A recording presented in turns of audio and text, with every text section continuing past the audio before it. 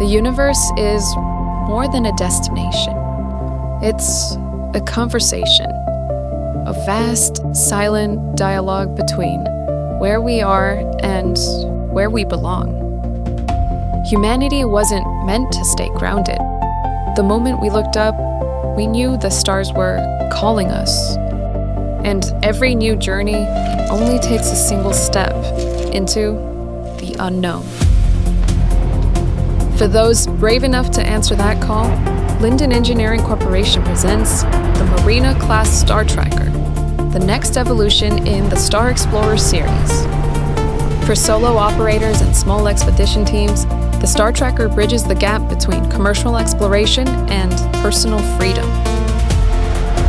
An all-purpose, multi-role pathfinder designed for the modern explorer. Whether deploying from the forward bay or the heavy-duty lift, the Star Tracker adapts to any terrain. And with the GeoWave scanner, detailed topography and atmospheric data can be analyzed before boots even touch the ground. At its core, a GD-Arc Reactor powers every system on board, from the R33 Grav Drive to the XF3 ion engines. The result is a ship that moves with precision and efficiency, delivering long-range jump capability and sustained sublight performance across even the most demanding routes. Routes where spacers and pirates still remain a threat. Defensive systems are anchored by the Quantex shield generator and a reinforced hull. But when defense isn't enough, a military-grade armament suite includes chin-mounted LP-4 ion cannons for shield and system disruption, along with Box 22 missile launchers to clear debris and Depleted Tritium Autocannons for sustained fire. Whether operated solo or with a full crew, the Star Tracker is designed for extended travel, with onboard facilities tailored to deep space exploration. Because humanity was never meant to be a footnote in the history of a single planet. We were built to reach, to grow, to find our place among the stars. When we look up, it's not just the sky that we see.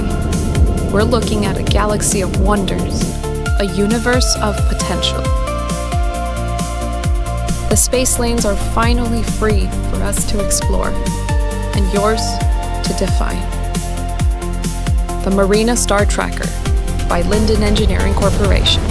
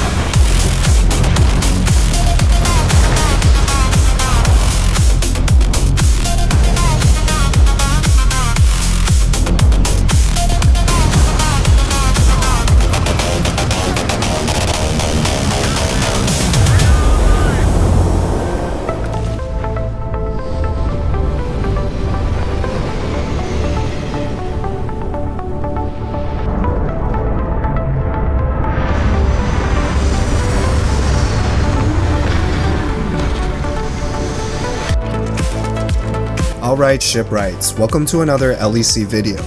Today's build is an exploration ship that you can take with you into the new Free Lanes update and the Terran Armada DLC. This is the SE-Merina Class Star Tracker, which is now the 6th ship in the LEC Star Explorer series of Pathfinders.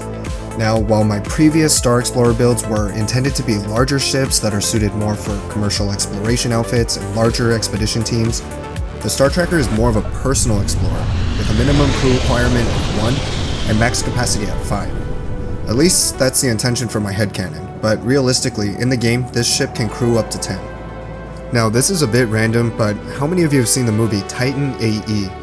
It kind of flew under the radar when it released, and it actually bankrupted Fox Animation Studios, which was under 20th Century Fox, due to poor reception and box office results. But I saw this thing in theaters as a kid, and I've watched it on repeat on VHS so many times that the tape actually wore out. I bring this up because it's a huge inspiration to how I play and build ships in Starfield. And I was actually going to do a recreation of the Valkyrie, which is the hero ship for that movie, but I decided to go with more of an inspired take that blends the Valkyrie design with the SR2 Normandy from Mass Effect. Overall, this ship is 74 meters long and 58 meters wide, which is definitely smaller than what the Valkyrie is. Now, there aren't any specs for that ship online, but it looks to be about 80 to 90 meters in length, and about the same width. Of course, both of these pale in comparison to the SR2 Normandy, which is over 200 meters long. I have my issues with both of those ships, so the Star Tracker just takes elements from both of them, and then I just try to make a unique ship out of it. Now, as far as the cost to build this, it really depends on the component selection and your skill rank in the commerce skill. I started a new save recently for free lanes, so with no points added to the commerce skill, it's going to cost a little over 1.3 million credits to build this exactly as you see it in this guide. There aren't nearly as many Matelia components on this ship compared to my other builds, so this helps to bring the cost down quite a bit. The most expensive parts are still the Matelia components, which include the shield generator, the shield booster, and the heavy fuel cells, along with the TIG, reactor, and grav drive. I was also able to bring the cost down because I'm using basically the decorative versions of the Antares Fulcrum engines, which only cost 1 credit each. But in terms of real world money, yeah, this is definitely the most expensive ship that I've built, because there's quite a few paid mods that were used here. The two main mods are both from Diskel, who has done an amazing job with adding new parts to the game. I'm using both Antares Supra and Antares Fulcrum here, and they cost 1000 credits and 400 credits respectively. Antares Supra is the latest part mod to release, and Diskel has added hundreds of new parts when you include all the flips and rotations that they have. I mean, there's so many that I was pretty overwhelmed at first. New cockpits, new structural parts, new greeble, new landing bays, and a new snapping system, in addition to a new Star Yard player home and quest. It's pretty crazy, and with all that's included, I think the 1000 credit price tag is totally justified. There's some moving parts, though most of them are static. His other mod, Antares Fulcrum, is much smaller in terms of scale, but this one is full of the articulating thrusters and engines in that typical Diskel fashion. Not only that, all of the engines in both Antares Supra and Fulcrum have this bluish teal thrust that I've been really wanting to see in Starfield. Like, Diskel just knows exactly what the shipbuilding community wants, and I'm more than happy to support him for all that he's done for the game. The next two paid mods are not as crucial to have, but they are still used throughout the build, and these are ASC Deimos by Whizziker, which costs 400 credits, and Falkland Systems, which costs 500 credits. ASC Deimos is used for the hull and the fuselage, as well as the vertical stabilizers in the rear, and Falkland Systems is used for the hull, one of the weapon slots, and of course the halves. A cool thing Diskel did with Antares Supra was add a collection of parts that have the same colorization as Falkland Systems. So, while the cockpit that I'm using is from Antares Supra, the interior of that cockpit actually matches the Falkland halves. I thought that was a really nice touch to have, so props to Diskel for that. And the last paid mod is Bad Tech Subspace Warfare, which costs 200 credits. This is the only truly optional mod here, as I'm only using the Bad Tech version of the Deimos Belly, which is a cargo hold that has 1500 cargo capacity. So, if you add up all of these paid mods, I mean, you're looking at 2300 to 2500 credits in total. That is no joke here. Like, this ship costs $25 US to build. It's pretty wild. Of course, that's a one-time payment and you can build all the ships you want afterwards, but adding these mods alone is like purchasing a whole extra DLC on the side. But hey, we're shipbuilders, we love Starfield, and at least for me, without these mods, I'd still consider Starfield my favorite game, but I'd probably be balancing my time more with other games. Modded Starfield just has me hooked. So, I want to give a big thanks to all the modders out there for truly improving the game, and I want to thank you all for continuing to tune into my videos, because you're all the reason I continue to upload these guides. Okay, now if you don't have a mod like Remote Ship Services that enables all the ship parts and hams, then before you start building this ship, you're going to have to make a quick stop at the Falkland showroom in the commercial district of New Atlantis first. There, you can purchase all the necessary Falkland parts and then add them to your base ship. After that, you can go to the Sundered Reef Star Station in Oberum Proxima, which is a new star station that was added through the Antera Super mod. You'll be able to build out the rest of the ship here because you'll have access to all of the other parts that are needed. If you're heavy into shipbuilding and you're okay with paid mods, I do recommend getting the Remote Ship Services mod by Marv's Bytes. It's a huge quality of life mod, and it allows you to place shipbuilder terminals in your outposts. There's plenty of customization options that you can do with it, but I just enable all the ship parts in the game, so I don't have to travel anywhere for the manufacturer exclusive parts. It's not necessary, but it is a huge quality of life improvement, especially if you're always building ships like I am. As for the build process, I am going to warn you right now that while this build looks fairly simple, this is probably the most merging that I've ever done in a ship. It's all pretty straightforward though, and if you look at the ship, it's not that big, it's not wide, it's pretty narrow, so it should go by pretty smoothly for you. In any case, everything will be detailed step by step, and from here on out, I'll be slowing down some of the more complicated sections of each ship build, while also adding vocal instructions to assist as best I can for those sections. But always remember, if you have any questions, or if you get stuck anywhere, feel free to reach out to me in the comments.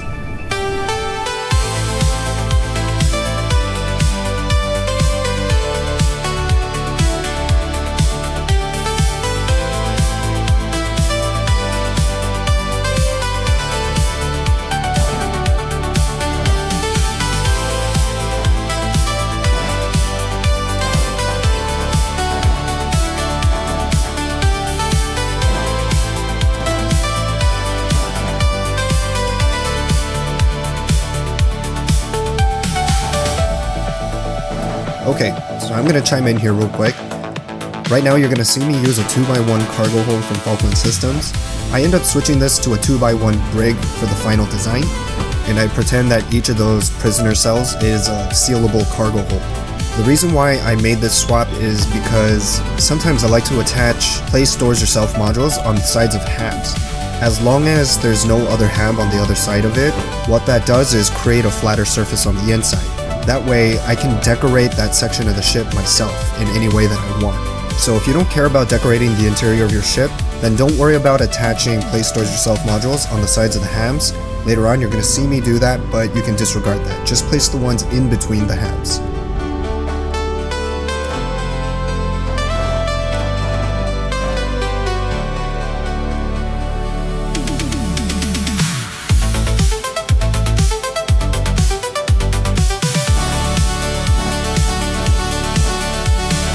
And for the main deck, after you place the 2x1 all-in-one hab from Falkland Systems, you're going to see me place a 2x1 control station, followed by a 1x1 engineering bay, and then the cockpit. I end up switching the control station and the engineering bay for the final layout.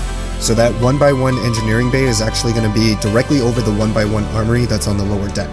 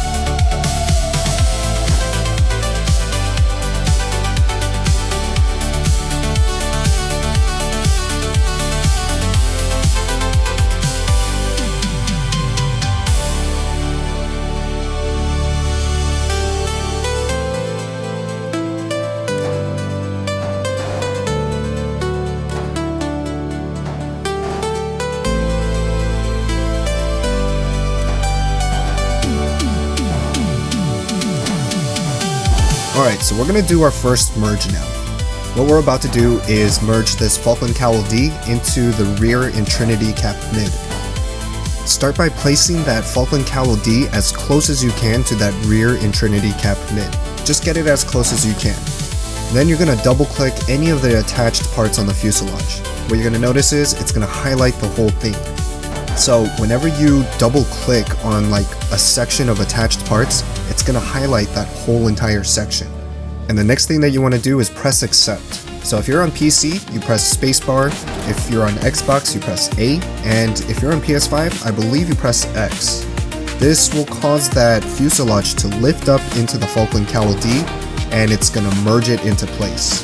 And how you know that you've successfully merged that part is by double clicking on the fuselage again, and now you'll see that that Falkland Cowl D is also highlighting with the rest of the fuselage.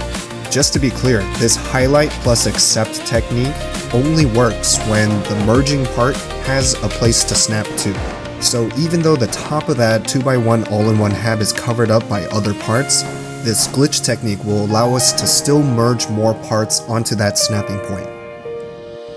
Alright, so just like before, how we're going to merge this cap pass-through into both of the cowl Ds is by just placing it as close as we can to the fuselage.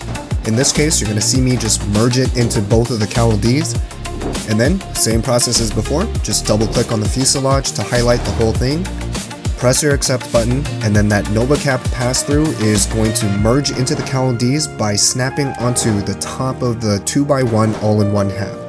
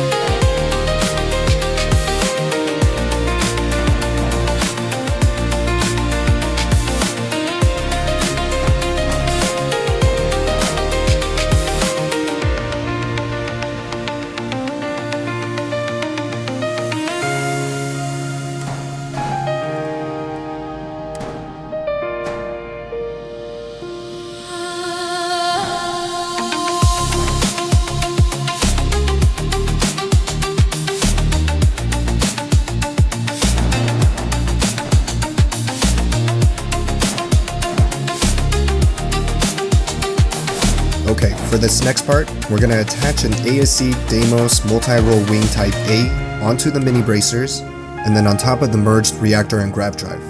Now you see how this can kind of shift forwards and backwards? You want it to be in that backward snapping point so that you can avoid interior clipping.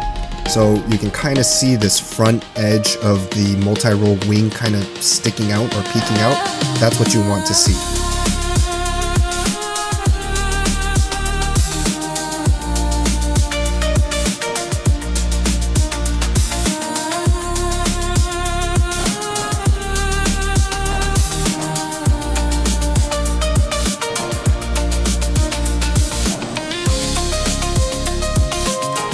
Okay, so next you want to attach this mounted heavy booster to the exposed mini bracer and then remove it. The reason why we do that is so that we can get this booster leveled on the y-axis with where we need it to be. Then you're going to flip it so that the port orientation becomes starboard. And then you're going to merge it into the mini bracers so that the snapping point of the booster is also aligned with that exposed mini bracer. This creates an open loop of snapping points because you have the booster exposed with the mini bracer. So we want to close that loop by adding a part to it. In this case, we're going to use a port starboard 50% Gillibrand hab snap. To ensure that everything is snapped into place, just highlight and accept.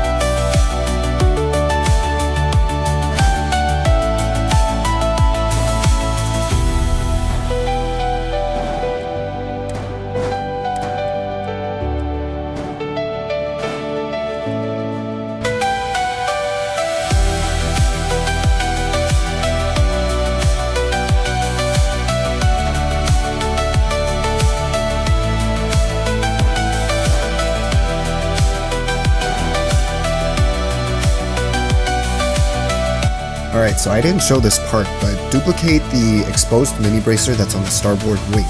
That way we can start this next part on the proper Y-axis level.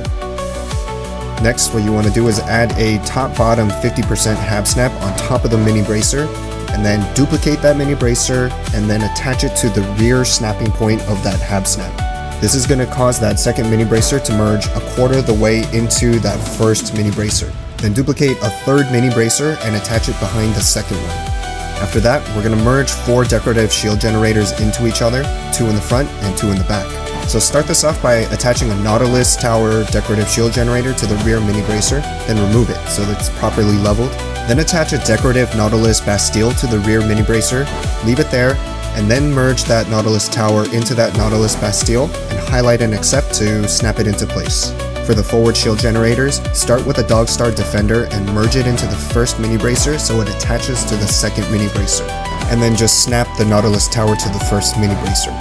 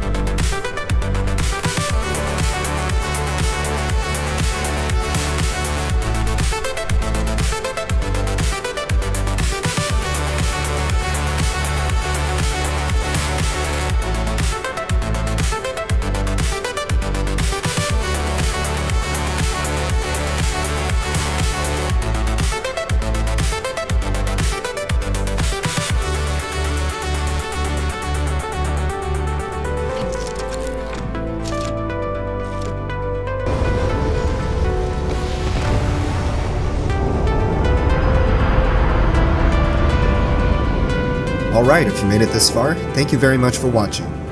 Honestly, I didn't think I would enjoy this build as much as I actually do. Could be recency bias since it's one of my latest ships, and the first one that I've done with Antares Supra, but I really do like this ship, and I hope you do too. Now, at the time of this recording, the Free Lanes update will either be just around the corner, or it already happened. This video took a little longer than I expected, and I wanted to time it before the Free Lanes update. I've also been working on like this ultimate shipbuilding guide kind of video for the newcomers. It's really going to be geared towards the PS5 players and anybody who is picking up the game for the first time, but I'm also going to be adding as many intermediate and advanced building tips as I can remember. So if you want to brush up your shipbuilding skills, that might be a great video for you to watch. Besides building tips and tricks, I'll be including things like my building habits as well as my own standard operating procedure for a build. I'm gonna wait until after the update to upload that because, first of all, I'm still working on it and it's taking a while too, and I also want to cover the new ship upgrade system with X-Tech to really make it like an all-inclusive guide. And a couple more things, if you happen to dabble with No Man's Sky, I'm always building Corvettes for that game as well, so feel free to check out those builds. I usually upload anywhere from 2 to 4 videos a month, and I switch between games each upload. And last but not least, my channel hit a couple new milestones recently. I just hit 8,000 subscribers and also 1 million total views. That is insane to me. You guys really are the best. Thank you so much for the support, and I hope you're as excited for the Free Lanes update and Terran Armada like I am. As always, feel free to reach out to me in the comments if you have any questions or build requests, or if you just want to chat all things Starfield and No Man's Sky shipbuilding. This is Lyndon, signing off. See you in the Starfield.